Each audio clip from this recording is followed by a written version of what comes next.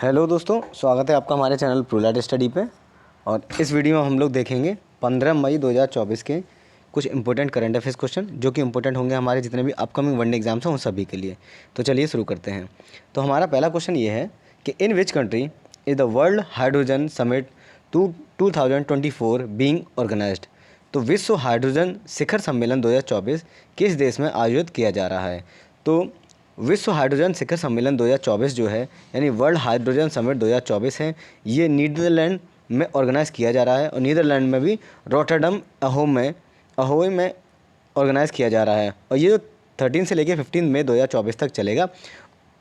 ये जो world hydrogen 2024 summit और एग्जीबिशन है, इसमें खास बात यह है कि इंडिया ने पहली बार अपना वहाँ पे खुद का पवेलियन सेटअप किया हुआ है। यानी इंडिया ने पहली बार खुद का पवेलियन सेटअप किया हुआ है। ये बात ये दर्शाता है कि भारत हाइड्रोजन एनर्जी को लेकर कितना ज़्यादा अग्रसर है और काफ़ी ज़्यादा काम भी कर रहा है S2 के प्लांटेशन में और S2 के प्रोडक्शन में।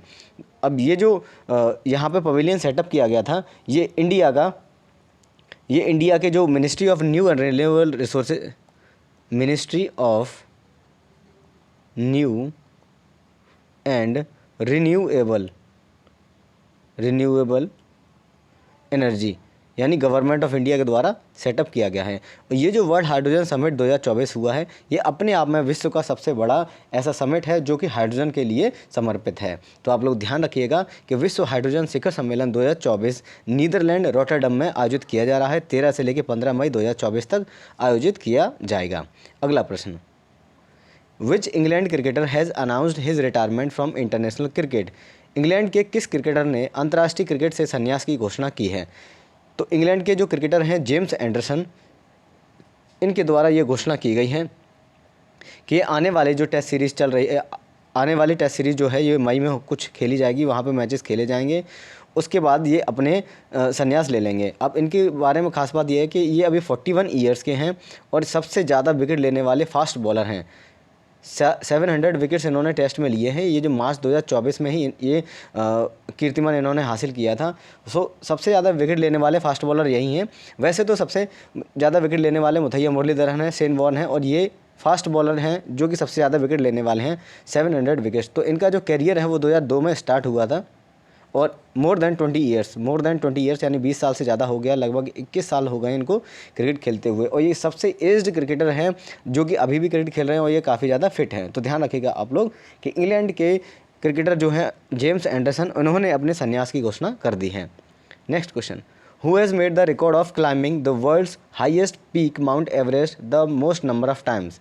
विश्व की सबसे ऊंची चोटी माउंट एवरेस्ट पर सबसे अधिक बार चढ़ने का रिकॉर्ड किसने बनाया है। तो ये जो नया रिकॉर्ड बना है ये हाल ही में कामी रीता शेरपा के द्वारा बनाया गया है। कामी रीता शेरपा ये नेपाल के माउंटेन क्लाइंबर हैं और वहाँ पे जो माउंट एवरेस्ट एसोसिएशन बना हुआ है उनके द्वारा कुछ 400 क्लाइंबर्स को ये परमिशन मिली थी कि वहाँ पे जाके क्लाइंब कर सकते हैं और इन्होंने ये कीर्तिमान 29th बार किया है।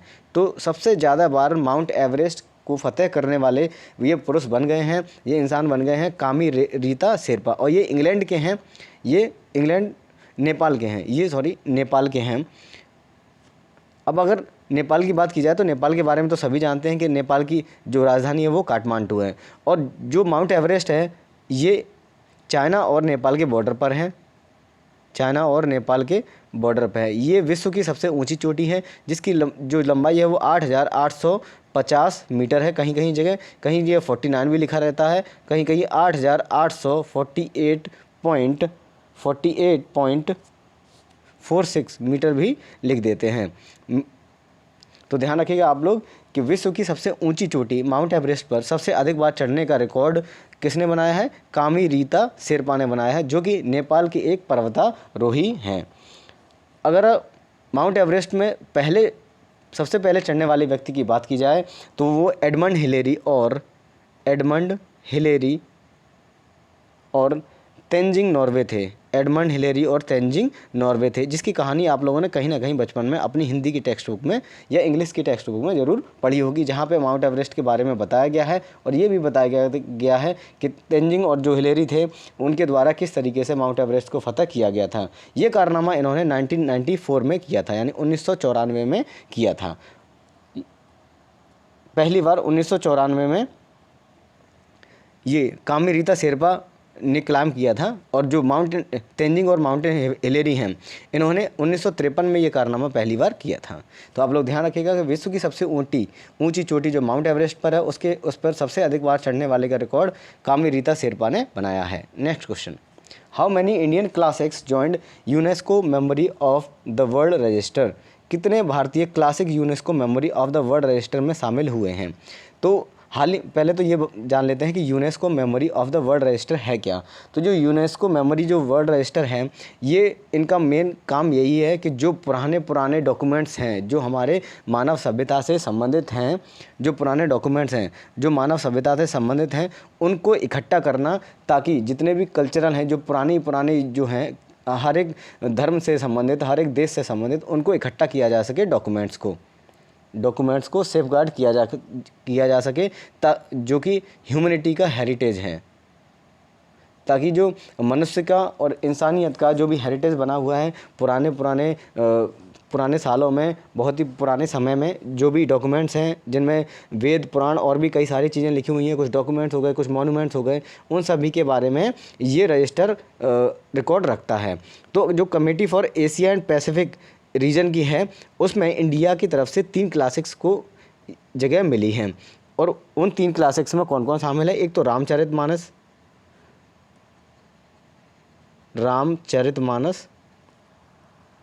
पंचतंत्र और तुकाना और शाहरदयालोक तुकाना, ये 3 क्लासिक्स शामिल किए गए हैं इंडिया की।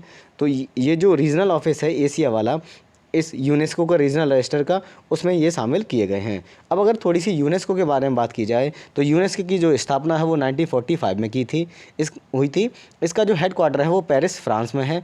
ये जनरली क्या है, एजुकेशन, साइंस, कल्चरल पीस से संबंधित रखते हैं। भारत इसका मेंबर है, ध्यान रखना है हमें। और इसकी जो फुल फॉर्म है वो होती है United Nations Educational, Scientific and Cultural organisation.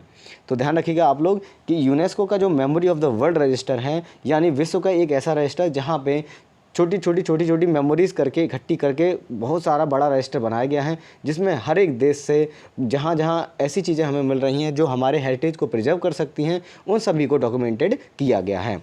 Next question, India sent second tranche of humanitarian aid to which country amid floods? बाढ़ के बीच भारत ने किस देश को मानवीय सहायता की दूसरी किस्त भेजी है? तो हाल ही में भारत के द्वारा केन्या में आए हुए फ्लड के लिए, क्योंकि वहाँ पे काफ़ी ज़्यादा खतरनाक फ्लड आया हुआ है, जिसने कि 2000 से ज़्यादा स्कूल्स को तबाह कर दिया है, और वहाँ की जितने भी वहाँ पे सिटीज़ हैं, काउंटीज़ हैं, उन काउंटीज़ में लगभग 43 काउंटीज़ में से 37 काउंटीज़ तबाह हो गई हैं, अफेक्टेड हैं।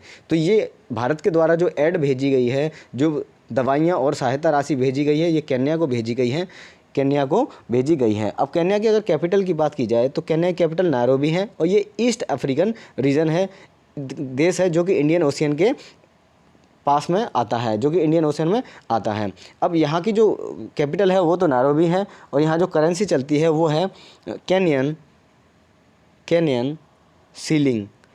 सीलिंग यहाँ पे करेंसी चलती है। और यहाँ की जो लैंग्वेज है वो ऑफिशियल लैंग्वेज एक तो इंग्लिश है, और इंग्लिश के साथ साथ यहाँ पे स्वाहिली और बोली जाती है, स्वाहिली लैंग्वेज भी बोली जाती है। यहाँ के जो प्रेसिडेंट हैं ये हैं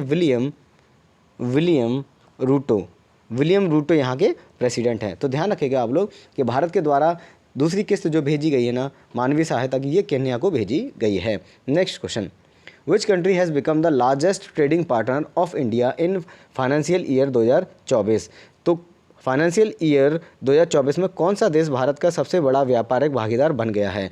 तो सबसे बड़ा व्यापारिक भागीदार जो उभर कर आया है भारत के लिए, ये चाइना उभर कर आया है। अब इंडिया और चाइना के बीच में अगर व्यापार की बात की जाए तो ये 118.4 बिलियन डॉलर तक पहुंच गया है, जिसमें चाइना से इंपोर्ट्स में +3.24% की बढ़ोतरी हुई है, और साथ ही साथ में अच्छी बात यह है कि एक्सपोर्ट टू चाइना जो हम भारत से वहाँ पे भेजते हैं वो 8.7% की बढ़ोतरी हुई है। अब ये चाइना ने फाइनेंशियल ईयर 2023-24 में ट्रेडिंग पार्टनर के रूप में टॉप पोजीशन हासिल कर ली है भारत के। इससे पहले इंडिया का सबसे ज़्यादा टॉप मोस्ट जो इम्पोर्टर है और एक्सपोर्टर था वो यूएसए था। अब यूएसए को छोड़कर चाइना सबसे बड़ा भारत का फाइनेंशियल ईयर में लार्जेस्ट ट्रेडिंग पार्टनर बन गया है, सबसे बड़ा व्यापारिक भागीदार बन गया है। चाइना के बारे में तो सभी जानते हैं, हमारा पड़ोसी मुल्क है और इनकी पॉलिसी कुछ ऐसी रहती है कि भारत और चाइना के बीच कुछ ना कुछ विवाद रहता है। बावजूद इसके क्योंकि ट्रेड बहुत ज़रूरी है हमारे देश के डेवलपमेंट के लिए, तो ट्रेड की जो बात है वो चलती रहती है चाइना के साथ में। तो ये थे हमारे आज के कुछ इंपॉर्टेंट करंट अफेयर्स क्वेश्चन। आप लोग अपना ख्याल रखिएगा, पढ़ते रहिए, स्वस्थ रहिए। जय हिंद, जय भारत।